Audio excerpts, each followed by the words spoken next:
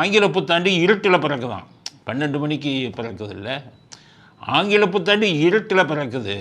எங்கள் உதயசூரியன் வந்து தான் அது வெளிச்சத்தை கொடுத்த புத்தாண்டை மலரச் செய்கிறதுங்கிறது. இந்த உதயசூரியனை பட்டா போட்டு கொடுத்தாச்சுன்னு நினைக்கிறேன். சூரியன்கிறது அது என்ன உலகத்துக்கே கடவுள். உலகத்தில் இருக்கிற அத்தனை மக்களும் சூரியனை கும்பிட்றாங்க. இவங்களுக்கு வந்து திமுகவுடைய ப்ராப்பர்ட்டி ஆச்சுன்னு பட்டா போட்டு கொடுத்த மாதிரி எங்கள் உதயசூரியன் வந்து தான் புத்தாண்டையே பறக்க வைக்கிறதுங்க. இருட்டில் பிறக்கும் புத்தாண்டை எங்கது தான் பிறக்குது. அவருக்கு ஒன்றும் புரியலை. தமிழ் புத்தாண்டு நீங்கள்லாம் விரும்பாத, உங்கள் அப்பா விரும்பாத தமிழ் புத்தாண்டு இருட்டில் பிறக்காது. ஆங்கில புத்தாண்டு தான் இருட்டில் பிறக்கும்.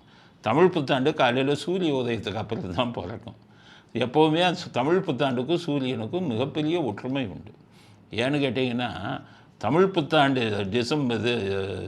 இதில் ஏப்ரல் 14 தான் ஜாதகம் பார்த்தவங்களுக்கு தெரியும். சூரியன் மேஷத்துக்கு போய் சூரியன் உச்சத்தில் இருப்பார்.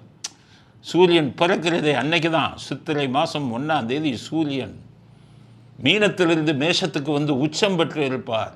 உச்சம் பெற்றதோடு வந்து அவர் வந்து புத்தாண்டை ஆரம்பித்து வைப்பார். ஸோ சூரியன் அது. நீங்கள் உதய சூரியன்னு பிடிச்சிக்கிட்டு அப்படி உதாரணம் சொன்னீங்கன்னா இதுக்காச்சும் சொல்லியிருக்கலாம். தமிழ் புத்தாண்டுக்கு எங்கள் உதய சூரியன் வந்து உதித்ததுக்கப்புறம் தான் புத்தாண்டு வரும். தமிழ் புத்தாண்டு ஆங்கிலத்துக்கு போயிட்டார்.